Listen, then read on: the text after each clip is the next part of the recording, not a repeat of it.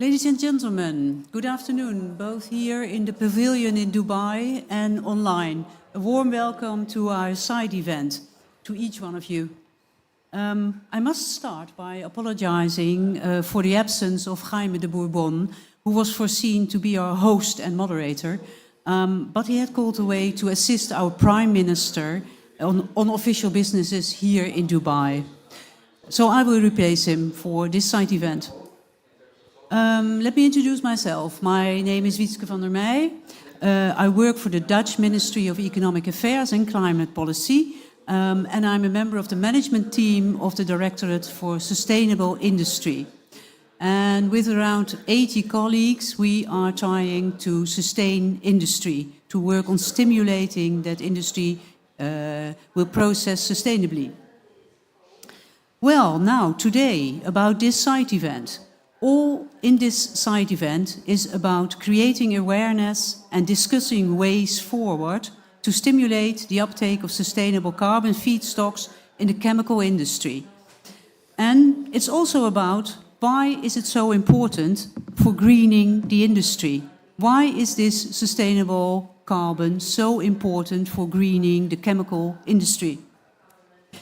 Well, as we all know, the impact of the chemical industry is present in nearly every facet of our lives, from the plastics in your pen to the coating on your table and the chairs you're seated on right now. But, unfortunately, a significant portion, and this portion is almost 90% of carbon used in the chemicals and plastic sectors is derived from fossil sources, contributing to CO2 emissions when these products are disposed of.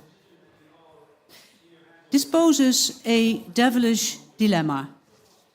Many essential products are bound to carbon, making complete decarbonization impossible. And the chemical sector, being hard to abate, must focus on two things, in my opinion. It must prioritize both electrification and instigate a fundamental shift in feedstock to achieve defossilization. And the solution lies in embracing sustainable carbon as a feedstock. And the good thing is, sustainable carbon could make fossil subsidies obsolete. Now, some words about a Dutch example. I recall a visit to Avantium, an innovative chemical company in the Netherlands.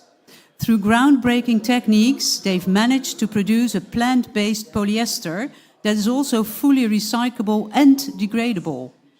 And Avantium is also pioneering carbon capture and utilization technologies, leveraging CO2 as a feedstock. And it's about these advancements that indicate a realistic and feasible path towards a fossil-free future for the chemical industry. And for the Netherlands and beyond, it's crucial to support companies like Avantium and encourage the entire sector to switch from fossil fuels. And while efforts are underway to reduce fossil fuel use and embrace the energy transition, equal attention must be paid to the transition in feedstock for achieving climate neutrality by 2050. And then some last remarks about the international approach and the cooperation we need globally. Promoting sustainable carbon adoption demands an international approach. The sector's global nature and reliance on commodity markets make collaborative efforts in developing common methodologies and standards necessary. Moreover, as sustainable carbon is expected to become a scarce resource, a global market for recycled plastics, bio-naphtha and other sustainable chemistry building blocks must be established to defossilize the chemical industry worldwide. And furthermore, transitioning to a circular economy demands a systemic shift. Oh, this is worth an applause. The transitioning to a circular economy demands a systemic shift that can only be done on a global scale. And to realize this transition, we must collaborate across sectors, foster innovation, and collectively embrace the challenges and opportunities that the feedstock transition presents. Today marks the commencement of a dialogue on sustainable carbon policy globally, and also on what is necessary on EU level. And our agenda for this event in the afternoon includes a presentation on sustainable carbon as a feedstock in a global setting, followed by an engaging panel discussion featuring representatives from the private sector, NGOs and research. And after that, we invite you to pose questions to our esteemed panelists. You are very well invited to do that. And I now turn to my colleagues from the Ministry. They are the experts on the subject of sustainable carbon and will give you a brief overview of our ambitions and policy approach. And after the presentation, I will be happy to introduce the panelists to you and to start a round of discussion with them. But now first to Co and Elisa.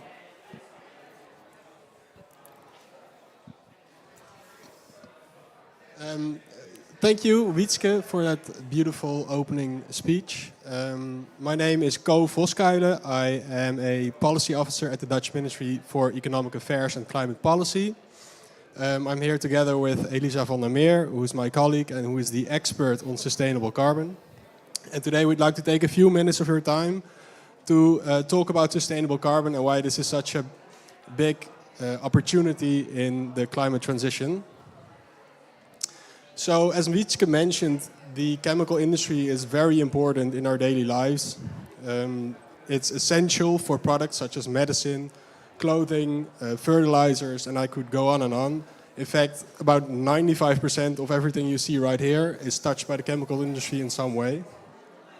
And you can also see that reflected in the numbers. $4,700 billion of revenue worldwide, and 120 million jobs provided throughout the world.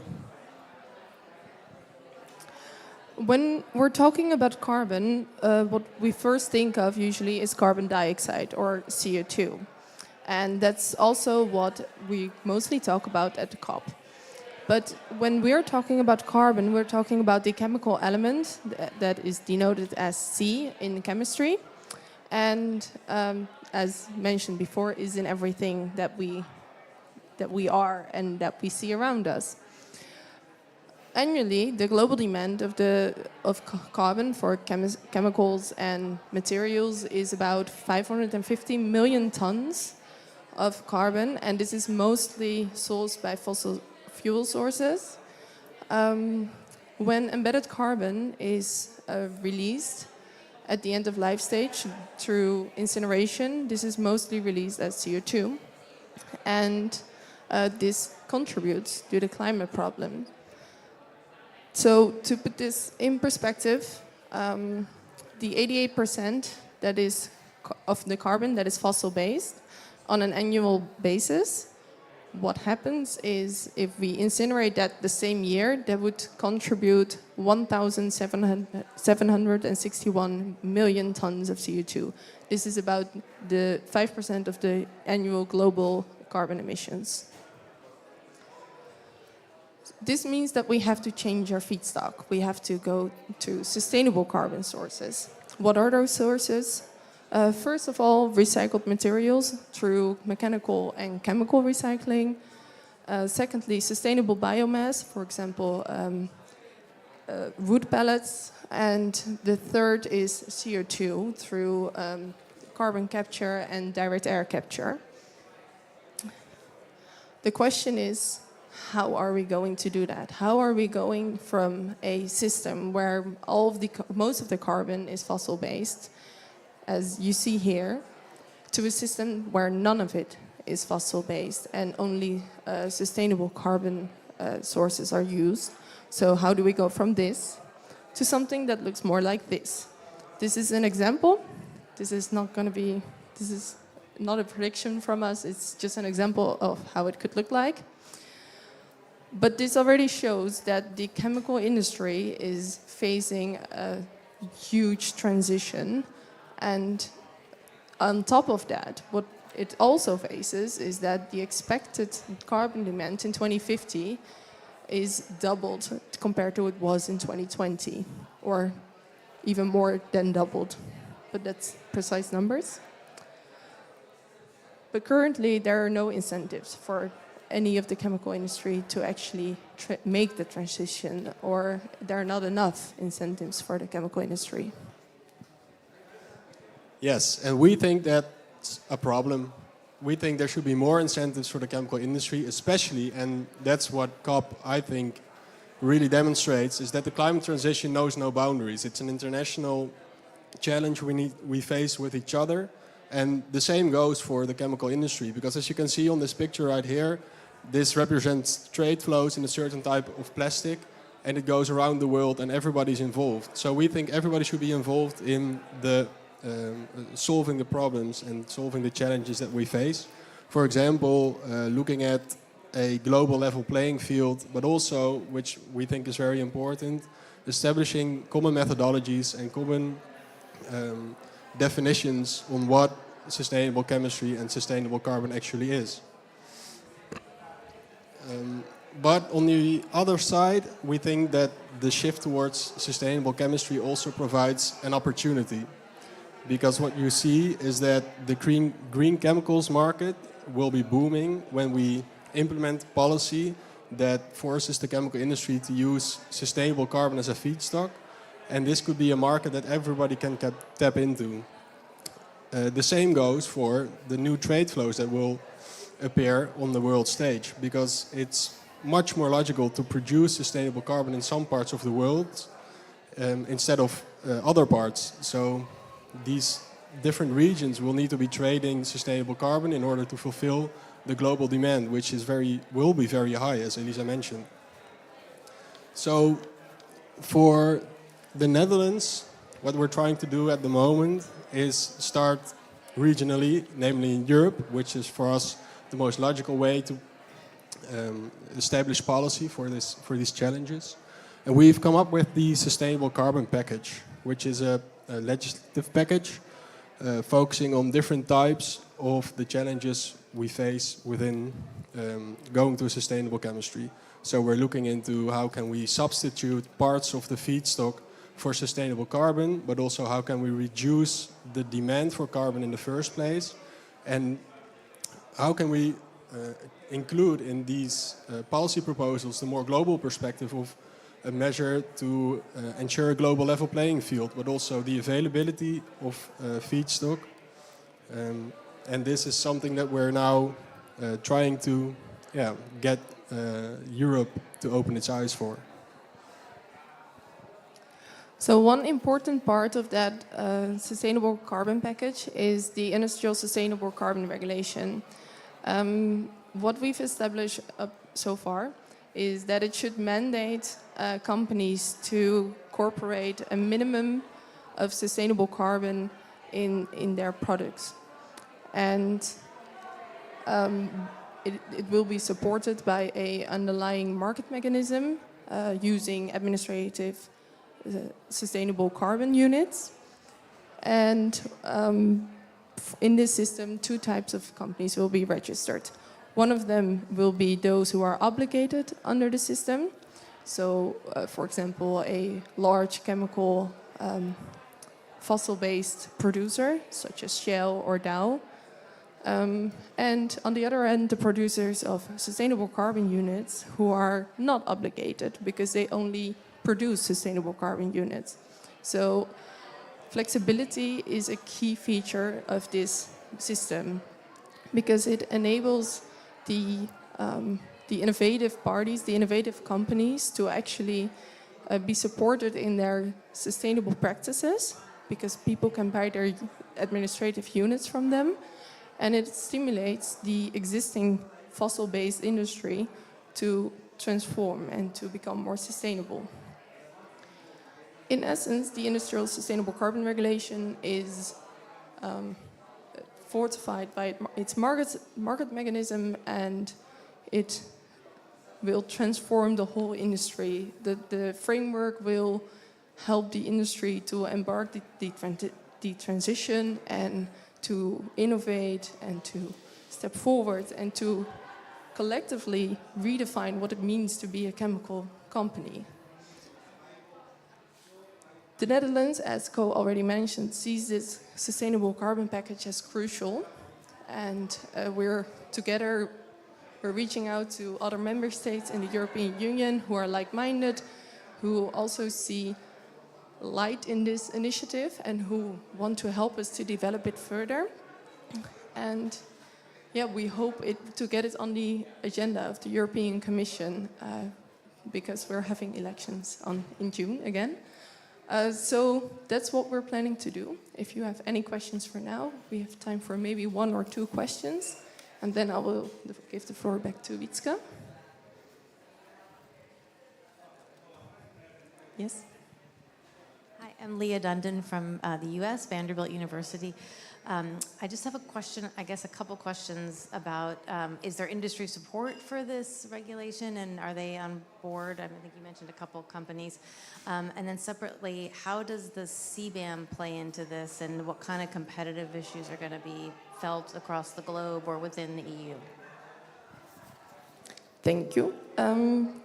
For the first question, we've had, we presented the idea and also the more in-depth workings of the idea to the industry, and we've got support indeed.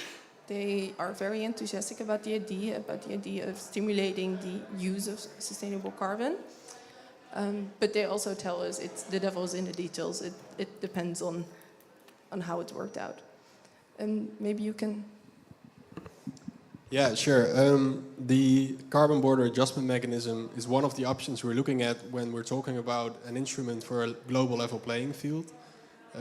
We've already discussed introducing the chemical industry in the CBAM before, but it turns out it's pretty difficult because they work with product codes, and when you make the essential products for chemical products, it's very hard to define how much carbon is in what product stream. So you get a lot of downstream issues. So it's one of the options we're looking at, but it's not the only option we're looking at. And what I mentioned is that, for example, in the carbon border adjustment mechanism, it would be very important to have common definitions on what sustainable carbon is, how you calculate how much carbon is in a chemical product, so that it's a fair system. So before we reach that, we need to work on carbon tracking systems, which is also part of our sustainable carbon package. We're doing a pilot. Elisa can tell you all about that. But yeah, the carbon border adjustment mechanism would be one of the things. And with a sustainable chemistry, the prices will go up because it's relatively more expensive than the cheap fossil-based feedstocks that we have right now. I think that's it. Then I'll give the mic back to Wietske. Okay. Well, thank you, Co and Elisa, for the wonderful presentation. Thank you for the question as well. We would like to start with the panel discussion, and I would like first to introduce the panelists, and I will start on my left side with you, Nicola Rega. You are Executive Director, Climate Change and Energy at CEVIC.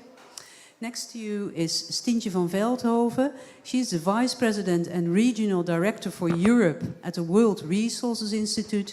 And Stientje is also a former Vice Minister for Infrastructure and Water Management in the Netherlands.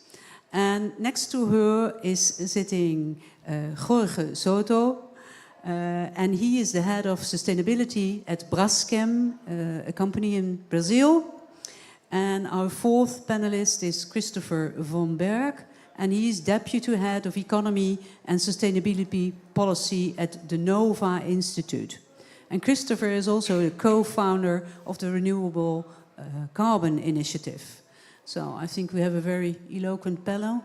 And let me start by asking all of you first to give a brief reflection to the presentation. Maybe you have some comments about the presentation, And I will start with Nicola for your brief reaction to the presentation. And also maybe you can reflect on the question, what is necessary to create a global level playing field, while it's also needed to accelerate the use of sustainable carbon? Yeah. So both questions in one round, if that's okay for you. Okay, no, thanks. That's great, and thanks a lot for the invitation. I think it's a real pleasure to be here and to have this opportunity to discuss this very important topic. From our side, from CEFIC side, so CEFIC is representing the European chemical industry, so across the whole region. We are definitely supportive of this approach in terms of the identifying the analysis. I think we fully subscribe to the analysis and to the goal that we want to reach. So you can also see on our website we have similar graphics on sustainable carbon, and our companies are definitely behind the idea of moving beyond the current feedstock. There is also a big pressure coming from the whole sustainability agenda and sustainable finance, and try to accommodate also the needs of our customers. So we are more and more asked to be accountable for our emissions. So I think that is definitely, I see a lot of alignment in where we want to go. Now, of course, as you also mentioned before, the devil is in the detail, and how do we gonna to get there? It's the key issue. One of the biggest elements that we find, that our companies find that are investing in all these alternative feedstocks, is that was also mentioned briefly during the presentation, is that these are they cost more than the current feedstock, and our customers are not willing to pay for this additional price. There is a niche market where this is possible, but we are looking at the big numbers here, and there is not the appetite for customers to pay more for that. And that's why it brings a bit the reflection on the presentation. We talked about incentives, but then at the end we could close with obligations on the chemical industry, yet another one. And the point is that as these obligations tend to bring additional cost, and the customers are not prepared to pay for it, so that we are kind of again a bit in between one push for higher costs, while the other side there is a lack of willingness to accept this cost. And that's a bit of the reflection. We talk about creating a market because that's what we want. We have seen in many other situations where these obligations have been put on the market participants, the ones that are at the end of the value chain, where there is so we've seen in many mandates on the energy side. For instance, we had renewable energy targets. We did not have obligation every single company to deliver. We let the market define what is the best way forward. So if you want to try to work in that direction, where we try to create a demand for this kind of products, and we hear from our customers that actually there is also an appetite to receive this kind of mandate, because it's easier for them to create a level playing field, rather than being a single company that wants to go for it and then they find the same issue, that there is an additional cost that is not bear by the competitors. So maybe we should think a bit thoroughly on who gets the obligation and how will that be the driver for opening up the market. Okay, well, thanks very much. I think this is a very clear point. I don't know if any other of the panelists would like to react to this. Stientje, yes, please. Yeah, I think it's the question of how do you enable industry to make progress in a very competitive world market is one that has been a question throughout our sustainability challenge, you could say. And the question of how to combine, let's say, the reality of the short term with the reality of the long term, because the reality is as real, but it's just the reality of the long term, is, I think, the solution that we will have to find.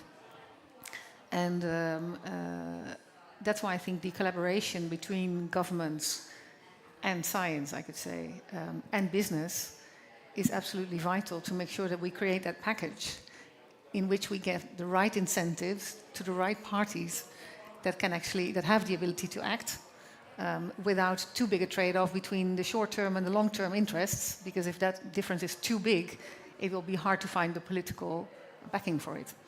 But of course, CBAM is an example of how Europe has found its way to solve that to a certain extent. That's absolutely true. But I think we will need to get very creative to find ways in which we can create those incentives. So the EU recently, for example,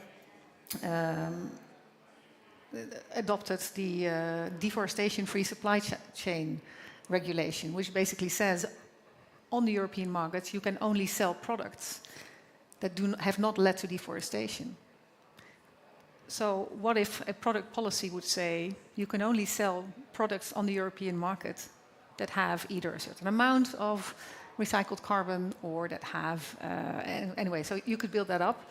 Then all of a sudden you create a market for which to produce instead of, let's say, creating an unfair competition between different partners on a certain market. I'm not saying that that's the solution, but I'm saying we need to think about those incentives that will create the bridge between short-term reality and long-term reality. Because I think now sometimes that long-term reality is not seen as real as the short-term, whereas it is, just only in a couple of years. Okay, thank you very much. Do you want to reflect on this, Nicola? But I find a lot of alignment. I think a lot of our members are just waiting for the right signals. They are working on it. They're doing demo plans, doing R&D. It's really a matter of opening up the market for that. Okay, thank you, thank you. Well, now let's turn to Stientje. Do you have a brief reflection on the presentation? And also, I have a question for you. Maybe you can point out three of the priorities, I must say, three of the priorities which government has to pick up, or businesses can pick up. Yeah, definitely. So first of all, very, very good that you're putting this topic forward, right? We need to really start looking beyond the topics that we're already tackling with bigger or lesser success, but at least that are very squarely on the agenda. And I think you also clearly highlighted how great a potential source of emissions this actually is. And it's very easy to discuss coal-fired power plants. But of course, plastics and chemical industry is much more pervasive, so it's much harder to find the right lever. But it's crucial.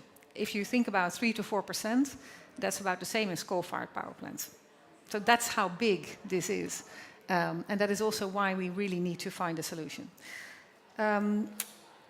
Also, I really second, the sea is not the problem. A sea is a building block of life. It's just the chemical combination of CO2 and the place where it is in the air which creates the problem. So this quest to find a different way to use the seas is, I think, the quest that we should all be on. That being said, like I said, I think we need the collaboration between governments and science and business to get this right. And I'll immediately start at least giving some reflections on who should do what. If I look at the three sources that have been identified, I do want to make sure that we make good distinction between those actions that will delay emissions and those actions that will actually avoid emissions. And in the accounting of what we are doing, we should take this really, we should really make sure that we create climate action and not climate greenwashing. And what do I mean to say is that if now we use, let's say, the equivalent of 1 barrel of oil to produce energy and 1 barrel of oil to produce chemicals, and the chemicals would in the future start using the abated CO2 emissions from the production of energy, then we have saved 1 barrel of oil, but not 2.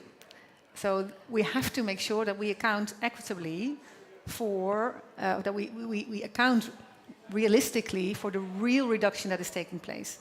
Because if those emissions, those abated emissions are turned into plastics, and those plastics after a year are being burned, then we have delayed those emissions and not really avoided them. So the accounting is absolutely vital, and I think a joint understanding of what do we call permanent.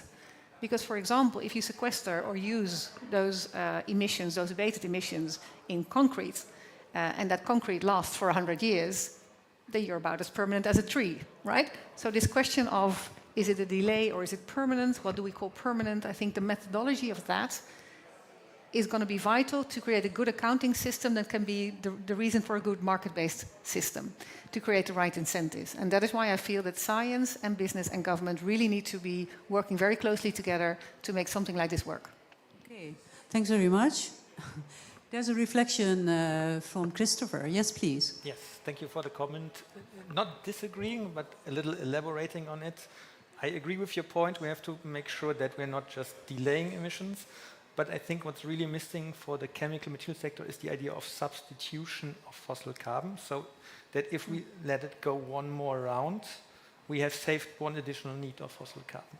And that's all working towards the long-term solution where we want to go, and is one of the barriers we often have in the discussion. There's very often this point, but wait, you're just delaying the emission, what's the big gain? But the big gain is that we are enabling technologies that in the long run not only recycle fossil carbon, but the other potential fresh carbon sources, biomass, direct air capture, and keep them longer in the loop. And so while I agree with you on that point, I also say please promote those technologies still, because they enable the long-term vision where we want to go. Yes, please, Steve. If I can react to that. I'm not saying that if you have a technology that delays, that's always bad. I'm not saying that. But I'm saying let's sure that we account for the fact that this is a delay, which has, especially in the time squeeze that we're in, right, has its value. But that we also acknowledge that this is not permanent. And therefore you should account for it differently from solutions that really create permanent sequestration. And then the question is, what do you call permanent?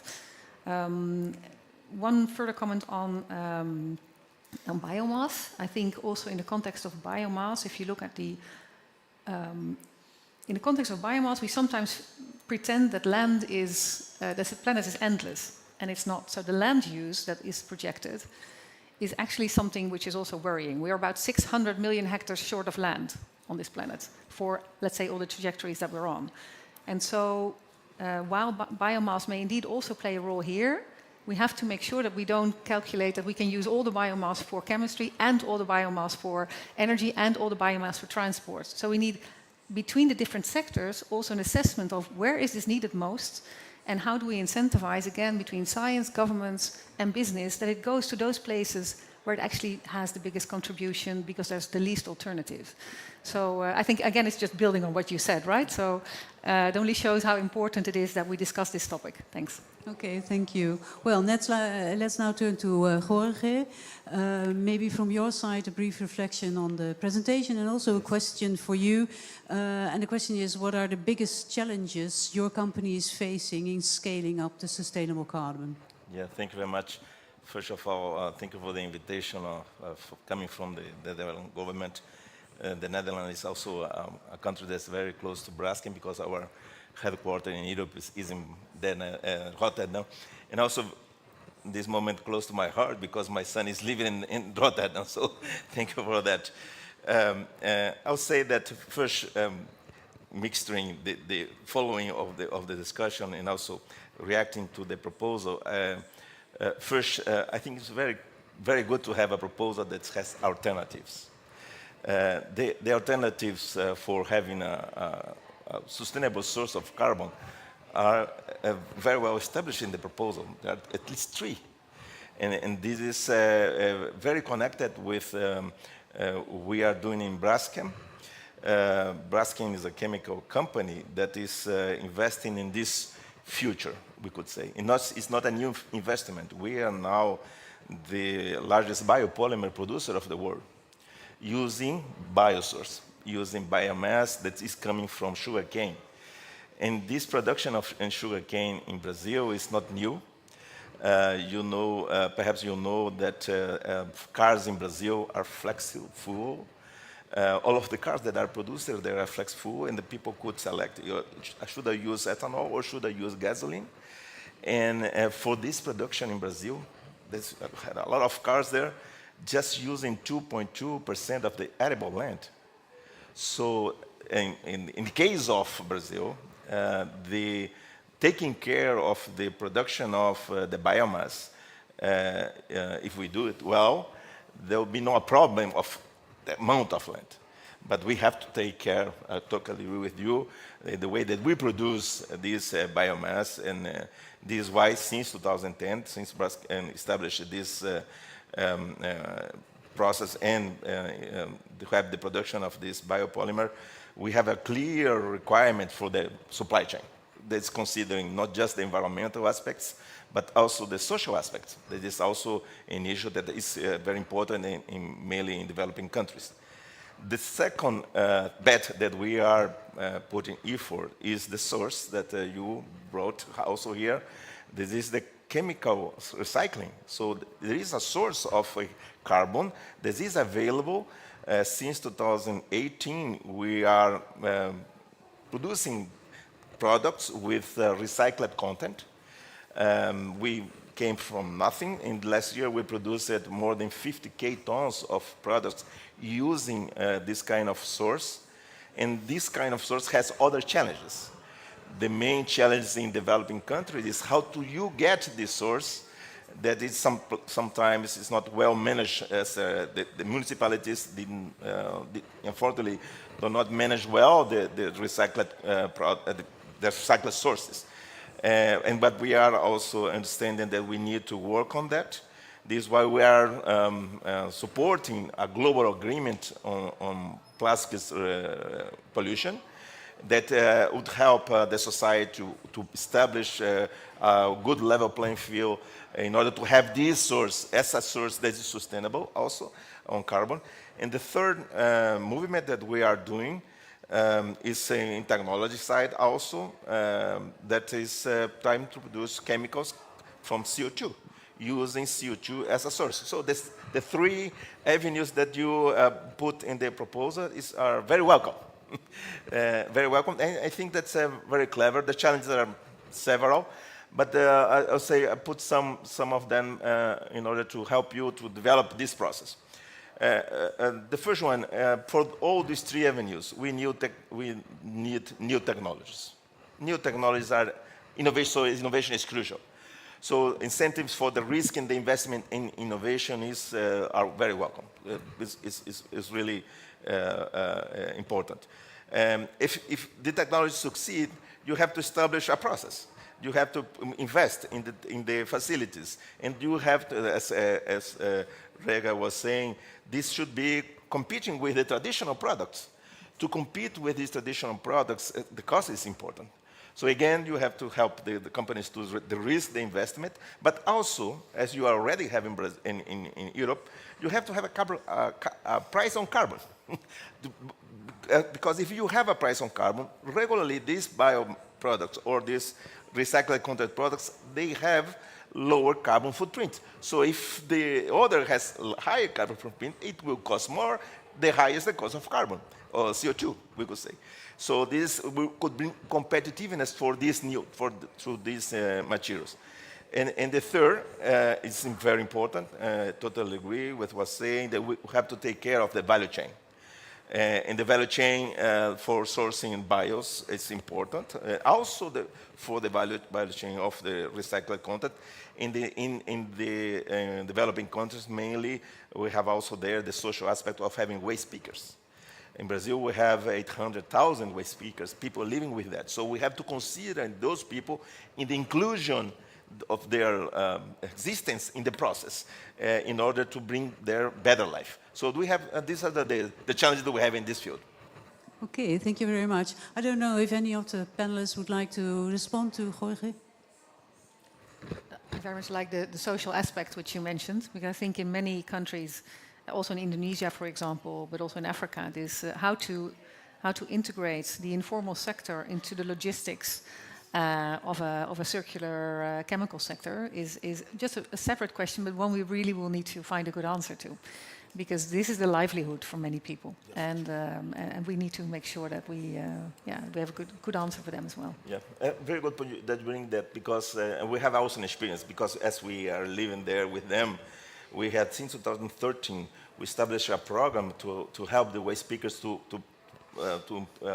define ways to organize them also, help self-organizing, cooperatives.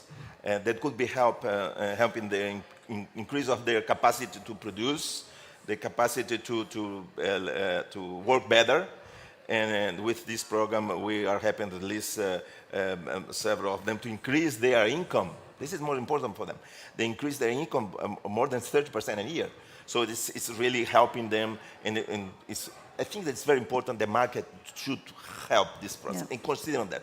And for that, we are advocating for having EPR-like systems and extended producer responsibility that have a pool on the market, and to bring more products with recycled content to the market, and that will help those people to live better also.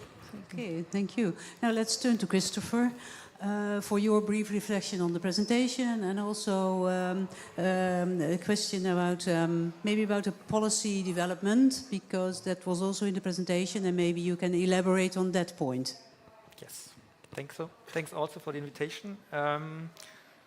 Maybe a reflection on the presentation, and also my main point is the emphasis on how relevant the chemical industry is for global society cannot be understated, I think. And that needs to be clearer than maybe it was even in the presentation, and maybe we have in slides from the chemical industry.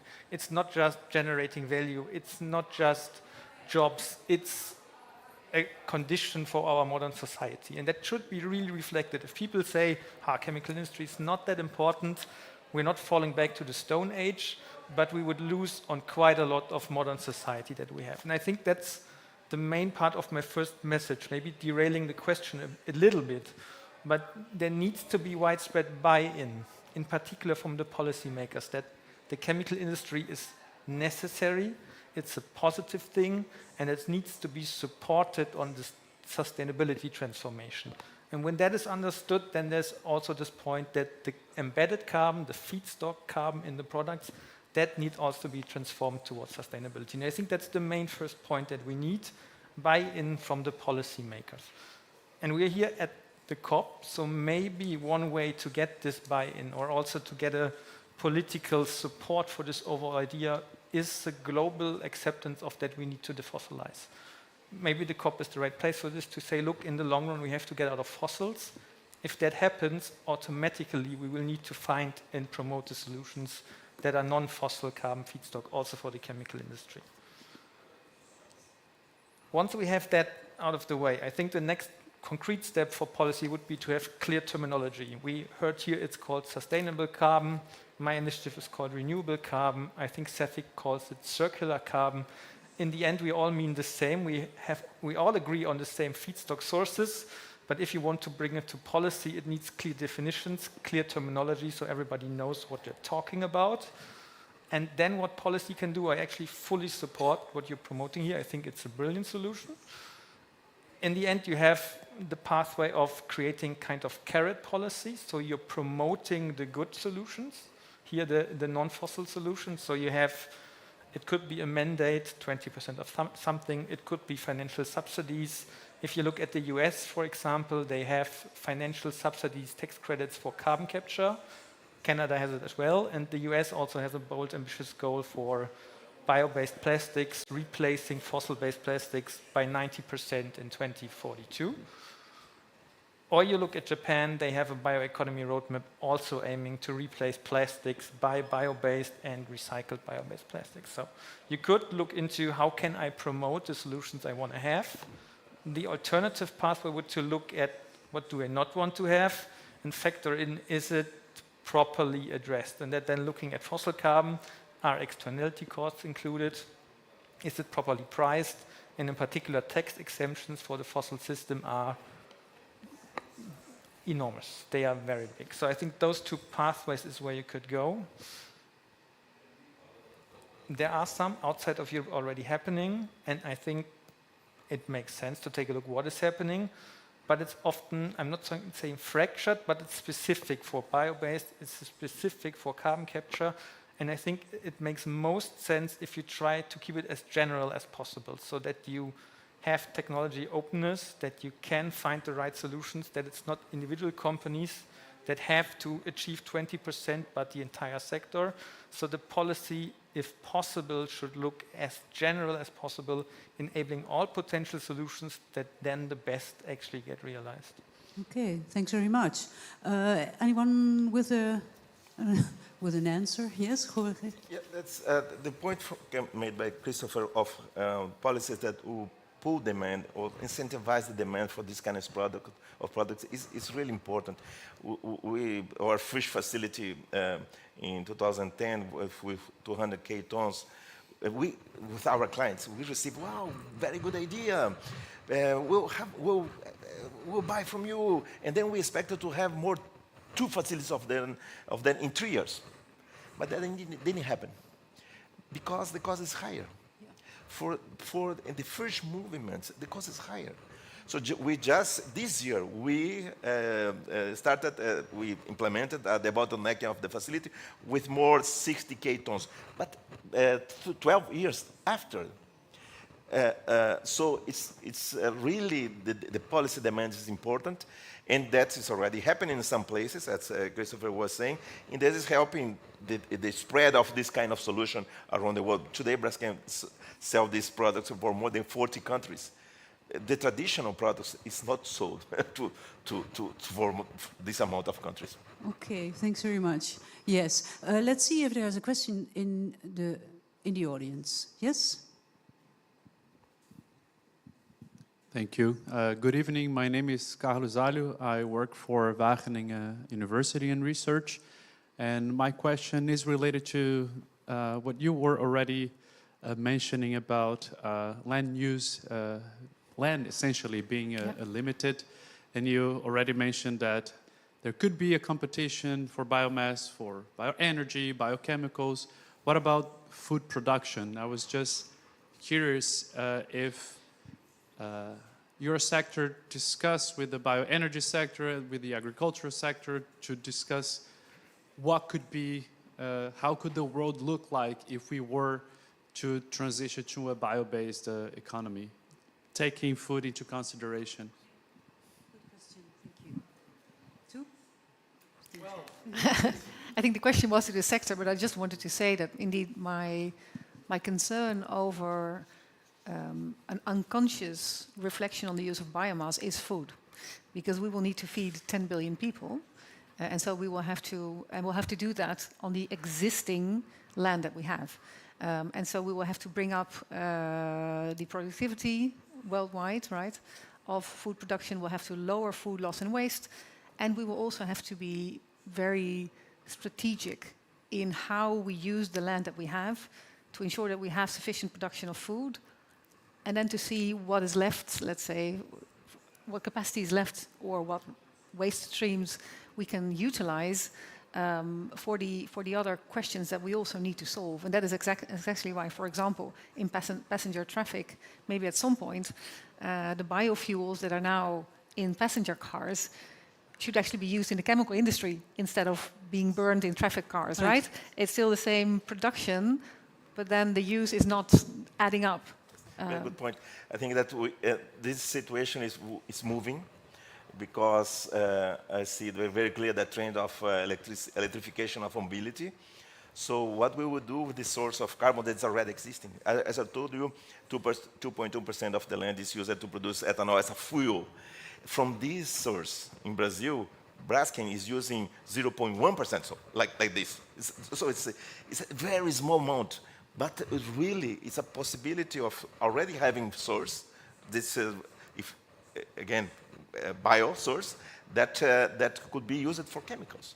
So there is a trend, an initiative that was created during Paris COP28, called BioFuture. What is the BioFuture? And it is good if you could check, because that will be a source of inspiration for this future. Okay, and also a reaction from Nicola. Yeah, if I can tap in on what was mentioned also before. Also in Europe, we have a special cluster in our organization dealing with bioeconomy in particular.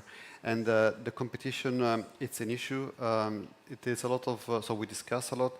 Clearly, the regulatory framework also is having an impact on that. Now we have a lot of mandates for bioenergy, which is also steering away resources from other purposes, such as biochemistry. One issue that we should try to think also in terms of not to be too schizophrenic in a way in the policy direction. We have created now a bioenergy economy in a way. With one element is bioethanol. Now, we are going towards electrification.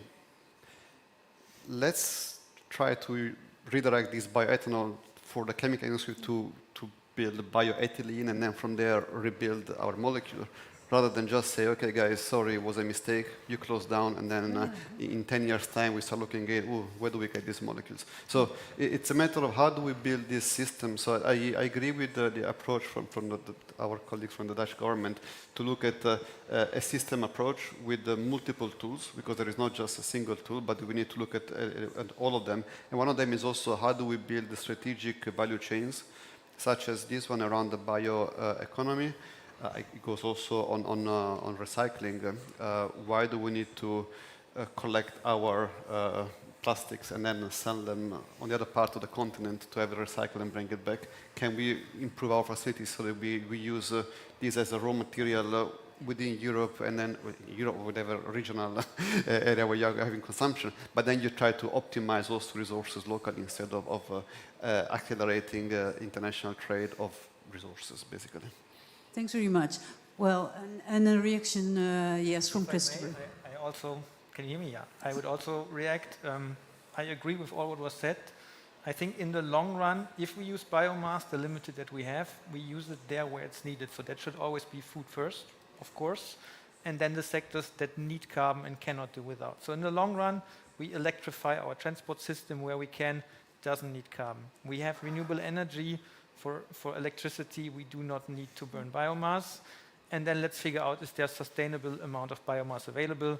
That goes to where it's needed in the long run. That is, for example, the chemical industry. Yeah. One comment on the food thing. I read just this morning an article from a Swiss newspaper from the Swiss meat industry, arguing principally meat consumption is fine, it's not an issue for the climate. That is what it said. I think the food topic is a really big topic nobody is really addressing yet. In particular, the feed. There's so much agricultural land used for feed or for grazing to then have meat consumption that's too high anyway. That topic will be addressed at some point. That will open up agricultural land. Whether that can be used for the chemical industry is on another picture, but it's a topic that we have on our heads for the future because it needs to be addressed for sustainability and 2050 targets as well. Okay, thank you very much. Well, a brief look at the audience. Are there any other questions? 2 questions, okay. I'll be able to talk to you a bit about the Thank food. you very much. We do a Very lot of work on interesting it. presentation. I'm from Japan, so it's so that means I'm not really familiar with the EU regulations. So might be a little bit different kind of question for your discussion. But how do you see the competition with other industry sector which is hard to abate, like aviation? Because now we are almost every day we are talking about SAF, and SAF also very heavily dependent on so-called recycled material or chemical recycling. But that means we need a lot of, how can I say, recycled material for SAF and for chemical products. How do you see, not only with the competition with the food sector, but also the sector with the so-called hard abated sector? How do you see that kind of competition? And who do you want to answer your question? I'm not sure who. Oh. Anyone? Who wants to be the first? Christopher, please. I can start. It's a European colored answer to the question, but we have in Europe now targets for sustainable aviation fuels. They are, if you compare how they were realized for the sustainable aviation fuels, you have the unit on transport. They identify, oh, we need sustainable aviation fuels. They mandate it, done. That's simplified. But in the end, that's what they do. When you look at the Chemical industry sector, responsible here is mainly the environmental group at the Commission, and they of course look from the environmental aspect at the topic, and they say, okay, what do we need to do to make it safe for the environment? What do we need to do to make it safe for the climate? So they tell you that we cannot mandate biomass utilization for packaging, that's crazy. What now happened is we have mandates for sustainable aviation fuel. We don't have it for materials. I would argue aviation fuels is an energetic use. You could, first of all, do something material use, have a cascading effect, then use it for energy. Doesn't maybe work for aviation fuels, but it is how it is. A benefit of this mandate for aviation fuels now is if you produce kerosene via Fischer-Tropsch, you get intermediates as a side product, and they are available for the chemical industry. So while it sounds weird, it is in a way good for the chemical industry because we have CO2-based and or bio-based intermediates from the kerosene production that can then be used in the chemical industry. Let me work on that because one way to see is competition. The other way to see is we will have collaboration because really that could happen. Really, it's a good example. We have produced, now we're producing it from ethanol because it was available for fuels. So you could see this movement, and everyone should arrive to the carbon neutrality, and add a circular economy, carbon neutral, because we need this collaboration among the sectors, as you were saying. We have to go together. So it's good to see, well, we're kind of competing, but we could work together to arrive to to achieve the goal for everyone. Any other of the panelists? Well, can I just maybe... yes, collaboration is important, and I think the chemical industry is one of the sectors that collaborate the most, like in 360 degrees with the source of, or even within competing companies within a sector, there is a lot of collaboration. At the same time, also to draw the picture a bit less pinky than has been until now, there is also an element of competition for access to raw materials, and clearly we are at the beginning of the value chain. So the question is also to what extent, what is the price tolerance that different sectors on the economy have towards higher prices. It is true that the transport sector is better placed for capturing a bit higher cost than what our chemical industry is. So if it comes to competition, there is an issue, and that becomes a strategic industrial choice. But so collaboration comes first, but if it comes to competition, then clearly the capacity of the transport sector to absorb cost, it's higher than the chemical industry. Okay, Stientje? And maybe building on that, that is why I think what is actually needed is a roadmap that kind of also that kind of designates or kind of paints, let's say, we've done this in the Netherlands, during what time, what solution is actually needed, and when should it more or less start to transition to different use. And then indeed this kind of competition is there, but at some point hopefully also chemical fuels would be a possibility to also be used in the aviation. And that could also be a time when this competition for those bio-based biomass could become less again. So painting this, let's say, over time, over the different sectors, and I think that kind of an assessment, strategic assessment, is what governments need to do so that they can align their incentives with that. And then one final comment on the three sources which you mentioned. We do have to avoid a lock-in of fossil fuel abatement, because we need to go to a phase out of the use of all fossil fuels, which means that at some point that abatement will not be there. So if you think about the 15 gigatons of emissions that we have to cut, the CCS can do one of them. So are we really going to capture 14 and use that? Aren't we creating a lock-in? I think that is a fundamental question that we also need to reflect on when thinking about indeed multiple sources. That's not for tomorrow, but again, combining the short term with the long term right direction is one where I think we need some more reflection here too. Yeah. Thank you very much, all the four of you. The final question is for you. Thank you. And first of all, thank you for a fascinating presentation and panel. Really learned a lot today. My name is Michael. I'm from the Good Food Institute in the United States. Unsurprisingly, I was also going to talk about food and how it plays in here. But instead of thinking about competition for land, I was going to bring up cooperation and how in this case a rising tide may lift all boats, or a rising technology. When we talk about carbon as a feedstock at the Good Food Institute, we're usually talking about gas fermentation, using microbes to create protein in a way that uses far less land, water, and creates far fewer emissions than current protein systems. And I'm glad to be here because one of the examples we talk about a lot is the Biobase Europe pilot plant in Belgium, which uses gas fermentation and other technologies. But in addition to doing that, it also creates biofuels, biomaterials, bioplastics, because these technologies cut across all of these sectors. But even though it has all of the same benefits, it also has a lot of the same problems. As mentioned before, when it comes to food, consumers don't tolerate a higher cost and they don't tolerate a worse product, which puts producers in a tough position with new technologies.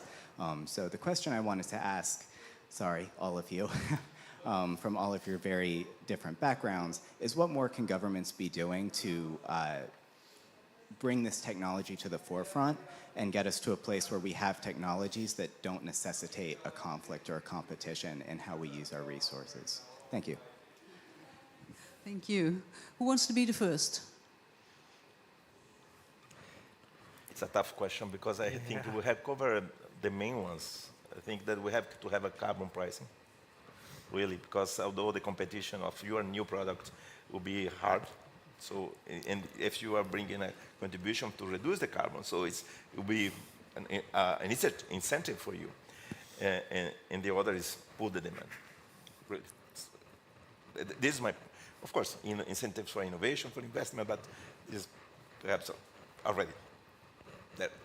Okay, yes, please. Christopher? I'm not a food expert, so it's really difficult to answer the question, but I may be analogous to what we said here. If there's a realization that that amount of cattle, cows, that's not sustainable, that there's an overarching understanding, okay, we need to reduce that. That is, of course, then also what in your kind of view helps your technology to come to the forefront. You said you have less emissions, less land use, less water use. Not sure about the energy you need. That could, of course, then be an issue on the other end. But I think this overall understanding, okay, how can we really turn the world sustainable? That's a key question that helps answering the question for you, because the cattle infrastructure and the whole system is certainly not sustainable. I'm not a food expert. I'm not sure if there's alternative solutions to how to fix that issue. From my point of view, it's not really being tackled at the moment, at least not with a strong search behind it. But I believe this direction, if it pops up, that is exactly what you're looking for in that regard. Okay, Stientje maybe? Yeah, well, food, of course, and land use and food production is a crucial topic. This COP is actually the first COP where food is really high on the agenda and food systems are high on the agenda. So I actually had a conflicting meeting in one of the main halls where a food declaration is being adopted by a lot of countries that have committed to really looking at food as a system, including, let's say, all the aspects that it relates to, the land use and production of biomass, and start looking at more as a system. Meat, of course, especially ruminant meats. So not all meats are equally bad, but ruminant meats are really the worst. That is starting to become part of the discussion. It's not clearly enough part of bringing down emissions, but we should definitely be doing that much more. But there's a bit of a backlash at the moment. At this COP, there is even a Better Meat coalition that is trying to kind of promote that meat is good, so that aligns with what you said, and that dairy is actually good. And yes, there are parts of the world where a larger part of dairy and animal proteins would help people to live more healthily.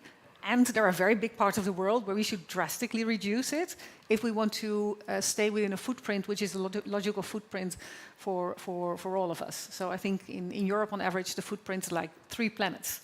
And so a large part of that is also indeed the way we consume, and dairy products and meat products are an important part of that.